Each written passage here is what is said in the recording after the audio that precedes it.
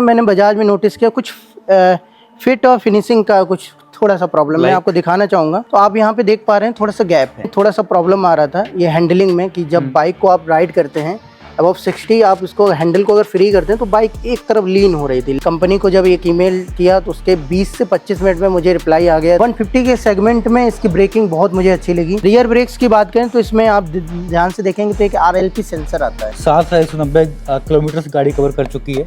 और मतलब सर्विस कितनी कंप्लीट हो चुकी है आपकी, मतलब बजाज की सर्विस कैसी लगी आपको? हालांकि इस बाइक को लेने के बाद कुछ ऐसी चीज़ें हुई जो नहीं होनी चाहिए थी, जिस वजह से शायद आपको इस बाइक को एक बार कंसिडर करने से पहले सोचना चाहिए। शांतनु भाई का भी एक पेज है इंस्टाग्राम पर और यूट्यूब पर भी एक चैनल है। चैनल का नाम है फ्रेम्स बाय शांतनु। वहाँ पे मैं अपने आप को खुद को डॉक्यूमेंट करता हूँ।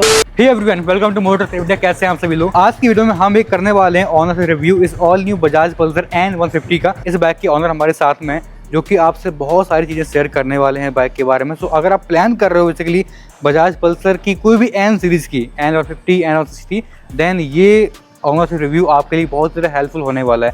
तो पहले मिलते हैं बाइक के ऑनर से, then we will start the review. Thank you so much Aryan भाई अपने चैनल पर मुझे बुलाने के लिए। आज बेसिकली मैं अपने जो ऑनरशिप रिव्यू है आपके साथ शेयर करने वाला हूँ। मैंने एक्चुअली में इस बाइक को अभी ऑनरशिप में 10 महीने हो चुके हैं मुझे। बेसिकली मैंने इस बाइक को अभी 7000 प्लस किलोमीटर रनिंग कर दी है। ये बेसिकली सिटी में, हाईवे पे और स्ट्रीट में ये काफ़ी ज़्यादा रन हुई है। सो ऑलराइट शांतनु जी, पहले हम बात करते हैं प्राइसिंग के बारे में। हालांकि प्राइस जब आपने इस बाइक को बाय करा होगा एंड जो करंट टाइम पे इस बाइक का प्राइस है काफ़ी डिफरेंस है, बिकॉज GST वगैरह में चेंजमेंट हुआ है। तो आपने आज के 10 महीने पहले बाइक कितने की परचेज करी थी? ये उस समय एक्स शोरूम प्राइस इसकी थी 1,23,000 और मुझे ऑन रोड ये बाइक कॉस्ट की थी 1,50,000। तो ये बाइक एक्चुअली में मैंने परचेज की थी 26 दिसंबर को और रजिस्ट्रेशन हालांकि RTO में 1 जनवरी 2025 मेंशन है।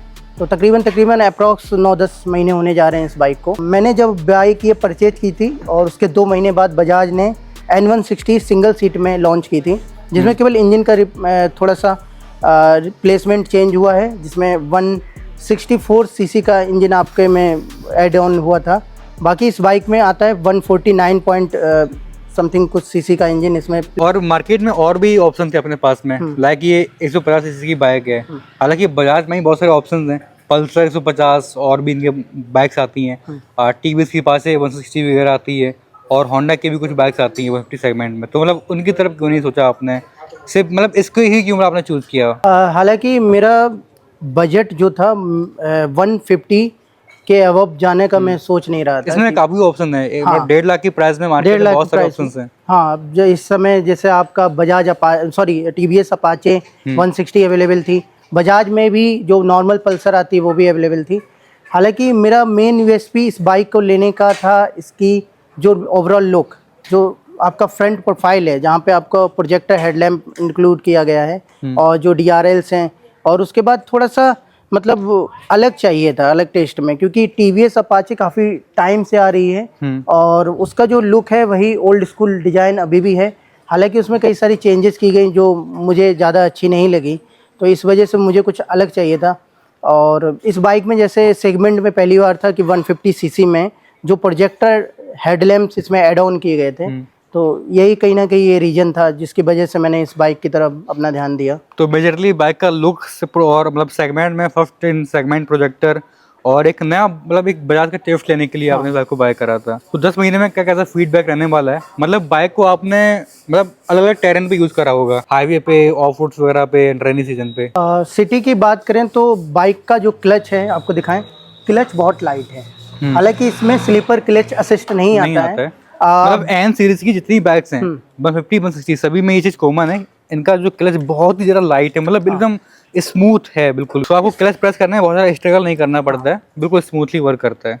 हाँ, इसकी वजह से क्या होता है, सिटी में मनोवर करना बहुत आसान हो जाता है। आप सिटी में कहीं भी आप ट्रैफिक में हैं, क्योंकि आप ट्रैफिक में हैं तो आपको हर बार आपको गियर चेंज करना पड़ता है, तो इसी के दौरान आपका क्लच बहुत ज़्यादा प्रेस होता है। तो आप क्या है कि क्लच जितना लाइट होता है, आपको ट्रैफिक में वो हाथ में जो आपका पेन रहता है वो चीज़ें नहीं होती हैं। हालांकि मैं एक चीज़ ऐड ऑन करना चाहूँगा, इस बाइक का लेने का एक USP ये भी था कि इसका क्लच बहुत लाइट था। मैंने अदरवाइज़ जितने भी बाइक्स चलाई हैं 150 सीसी और 160 सीसी के सेगमेंट में, मैंने उनको भी टेस्ट राइड लिया था, लेकिन उनमें यही एक क्लच का जो इशू आता था ये कॉमन था कि क्लच बहुत ज़्यादा हार्ड होता है, तो आपको सिटी में मुझे क्योंकि ऐसे पर्पज़ के लिए बाइक चाहिए थी कि एक्चुअली में मेरा कॉलेज जो है वो आपका रायबरेली रोड की तरफ पड़ता है, ठीक है। लखनऊ से मेरा डेली का अप डाउन 60 किलोमीटर का रहता है, तो मुझे ऐसा चाहिए था कि जो बाइक सिटी के लिए अच्छी हो और जो बाइक आपका हाईवे पे भी मुझे सोचना ना पड़े, बहुत अच्छा कॉन्फिडेंट आपको फील कराए। 7,190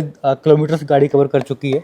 और मतलब सर्विस कितनी कंप्लीट हो चुकी है आपकी, मतलब सर्विस- बजाज की हाँ। सर्विस कैसी लगी आपको? आपने बाइक में कितनी सर्विस करवा ली है बाइक की? ओवरऑल मैंने जिस सर्विस सेंटर से ये सर्विस करवाई है, ये जिस शोरूम से मैंने बाइक भी परचेज किया है, उन्हीं के सर्विस सेंटर से मैं अभी करा रहा हूँ।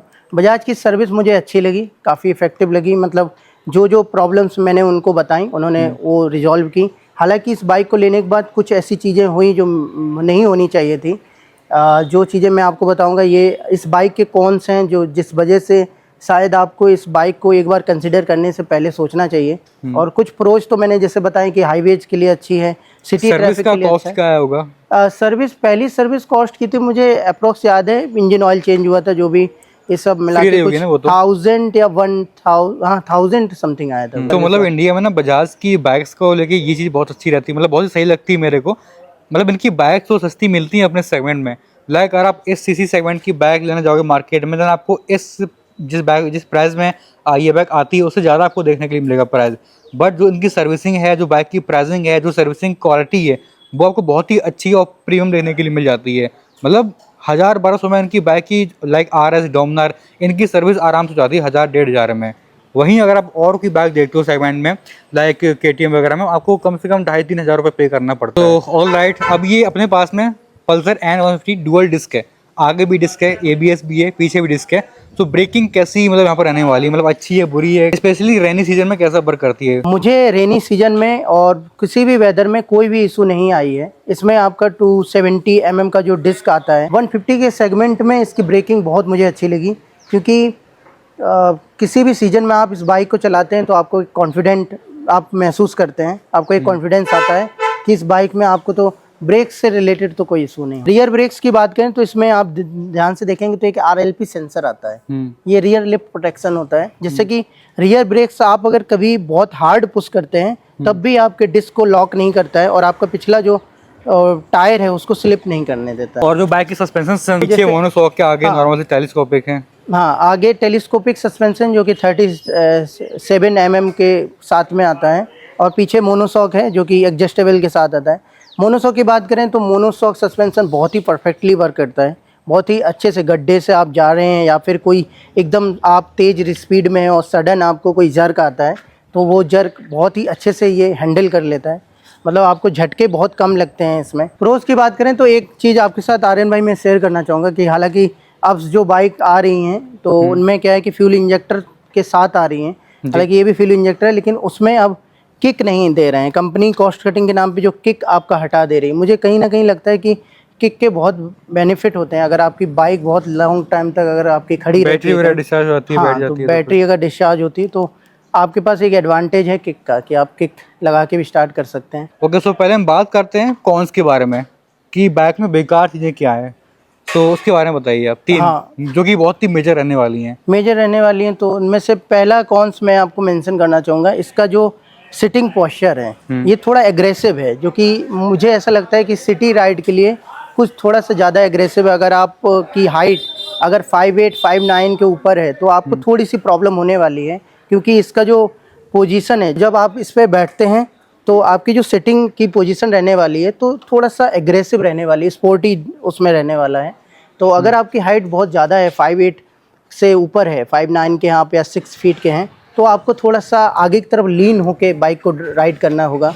तो लीन में कभी कभार क्या है कि आप हाईवेज़ में तो प्रॉब्लम नहीं है, बट आप अगर लॉन्ग रन कर रहे हैं हाईवेज़ पे तो आपको टाइम टू टाइम ब्रेक लेना पड़ेगा। मैं अप्रॉक्स कुछ 50 या 60 किलोमीटर के बाद ब्रेक लेता हूँ। और अगर आप सिटी में हैं तो आपको सिटी में तो खास उतना फ़र्क नहीं पड़ेगा, लेकिन हाईवेज़ में आपको थोड़ा सा स्ट्रगल करना पड़ सकता है। मैंने बजाज में नोटिस किया कुछ फिट और फिनिशिंग का कुछ थोड़ा सा प्रॉब्लम मैं आपको दिखाना चाहूँगा। ये बाइक में आप जब इससे टैंक काउल की बात करेंगे आप, तो साइड में आप अगर थोड़ा सा इधर पीछे से आएंगे आर्यन भाई, आप अगर दिखाएंगे तो आप यहाँ पे देख पा रहे हैं थोड़ा सा गैप है। हालांकि नेग्लिजिबल ये इतना दिखता नहीं है, बट ये थोड़ा सा गैप है, आप देखेंगे जब थोड़ा सा कम ज़्यादा है, हाँ थोड़ा सा कम ज़्यादा है। ये अब ठीक होने तो के बाद वाइब्रेशन वगैरह होता है क्या इस पे जब हाई स्पीड पे खाते हो, हाईवे वगैरह? नहीं नहीं, कोई वाइब्रेशन नहीं है बाइक का। मैं आपको बताऊं, ओवरऑल आप 90 85 90 तक जाते हैं, आपको हैंडल पे नो वाइब्रेशन, कोई भी वाइब्रेशन आपको हैंडल पे फील नहीं होता है, किसी तरह का कोई भी अननेसेसरी नॉइज नहीं आती है बाइक बस में। थोड़ा देखने में और लगता है ये हाँ, सारी चीज़ें। ये एक्चुअल में ठीक होने के बाद की प्रॉब्लम है। मैं एक चीज़ आपको मेंशन करना चाहूँगा बजाज की तरफ से, कि जब मैंने ये बाइक परचेज की और जब मैं घर पे इस बाइक को लेके गया, हालांकि कुछ दिन बाद मुझे इसमें कुछ थोड़े थोड़े से जब दिक्कत आपको नोटिस होने लगी, तो वहाँ पे टैंक काउल में मुझे थोड़ी सी दिक्कत लगी। जब मैंने सर्विस सेंटर पे इनको बताया तो उन्होंने पहली बार उस क्वेरी को लिया और उसको ठीक किया, बट मैं सेटिस्फाई नहीं हुआ उस चीज़ से। फिर मैंने दोबारा इस पर कंप्लेन की और मैंने उनको बताया, तो हालांकि उन्होंने मेरी हर चीज़ सुनी और अच्छे से उन्होंने रिव्यू किया। फिर उन्होंने अदर बाइक्स भी देखी, बाकी बाद उन्होंने जितना हो सकता था उसको फिक्स करने की कोशिश की। तो ये सारी चीज़ें बजाज के साथ ओवरऑल मैं अपने एक्सपीरियंस की बात करूं तो मेरा एक्सपीरियंस बजाज के साथ काफ़ी अच्छा रहा। मतलब मेरे इसमें थोड़ा सा प्रॉब्लम आ रहा था ये हैंडलिंग में, कि जब बाइक को आप राइड करते हैं अबव 60, आप इसको हैंडल को अगर फ्री करते हैं तो बाइक एक तरफ लीन हो रही थी लेफ्ट साइड में, स्ट्रेट नहीं चलती हाँ एकदम। स्ट्रेट नहीं चल रही थी। मैंने इस चीज़ को मेंशन किया तो उनको बताया, तो पहले तो सर्विस सेंटर पे उन्होंने इधर उधर कह के बात को टहला दिया, बट मैंने जब बजाज में कंप्लेन की, बजाज में ईमेल किया, जब मैंने कंपनी को जब एक ईमेल किया तो उसके 20 से 25 मिनट में मुझे रिप्लाई आ गया था।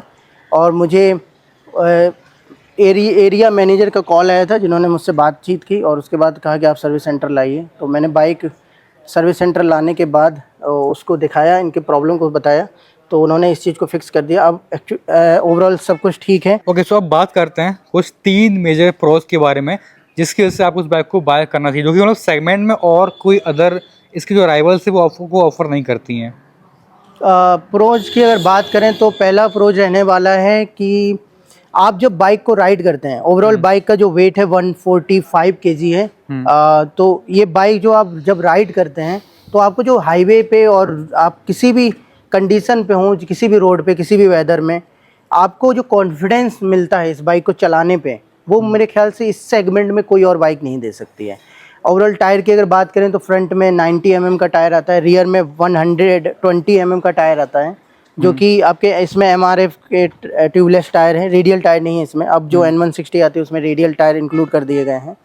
तो स्टेबिलिटी जो है हाईवेज पे बहुत गजब आने वाली है। कल ही मैं आगरा लखनऊ एक्सप्रेस वे से आया हूँ और आप मानेंगे 110 kmph की स्पीड से मैं आया हूँ, फिर भी बाइक में कहीं भी ऐसा फील नहीं होता है कि आपकी बाइक कभी भी आप सडन ब्रेक लें या फिर आप थोड़ा सा जब हायर रैप करते हैं तो कहीं भी आपको अनस्टेबल फील नहीं होगा, आपको लगेगा नहीं, पूरा कॉन्फिडेंस आएगा कि बाइक बहुत। तो मतलब ओवरऑल हाई स्पीड पे जो बाइक की स्टेबिलिटी है वो काफ़ी बेहतरीन यहाँ पर मिल जाती है, काफ़ी बेहतरीन मिलती है। ओके, माइलेज के बारे में क्या कहना चाहोगे आप? माइलेज का ओवरऑल मैं कल अगर बात करूं हाईवे पे मैंने जैसे क्रूज़ किया 108 एंड 110 हाई स्पीड पे, मतलब माइलेज हाई स्पीड पे 100 प्लस स्पीड रही, तो माइलेज मुझे इसमें एवरेज फ्यूल एफिशिएंसी मिला है 30 का।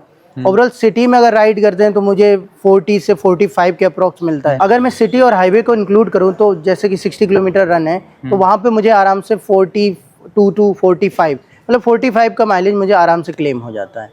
फिर आपके बाइकिंग बिहेवियर पे कि आप बाइक कैसे राइड करते हैं। एक्चुअल में मैं उतना ज़्यादा रैश ड्राइविंग करने वाला नहीं हूँ, हालांकि तेज़ चलाता हूँ, बट ये जो सडन जो रैश ड्राइविंग करते हैं रोड के अकॉर्डिंग, इस टाइप का, हाँ रोड के अकॉर्डिंग। तो शांतनु भाई thank you so much most अपनी बाइक के बारे में इतना एक्सपीरियंस शेयर करने के लिए अपनी मेरी ऑडियंस से। और शांतनु भाई का भी एक पेज है इंस्टाग्राम पर और यूट्यूब पर भी एक चैनल है जहाँ पर वो अपने लाइफ स्टाइल चीज़ें शेयर करते हैं। सो अपना नाम मेंशन कर दो चैनल का नाम है फ्रेम्स बाय शांतनु, जहाँ पर आप लाइफस्टाइल व्लॉगिंग देख पाएंगे और वहाँ पे मैं अपने आप को खुद को डॉक्यूमेंट करता हूँ और उसको पोस्ट करता हूँ। एक बार चैनल को चेकआउट कीजिए, अच्छा लगे तो फिर सब्सक्राइब कीजिए। बाकी आर्यन भाई को थोड़ा सपोर्ट कीजिए, इस वीडियो पे कमेंट कीजिए अपने थॉट्स और इस वीडियो को शेयर कीजिए अपने दोस्तों के साथ। Thank you so much for watching this video. Subscribe कीजिए और शेयर कीजिए अपने दोस्तों के साथ।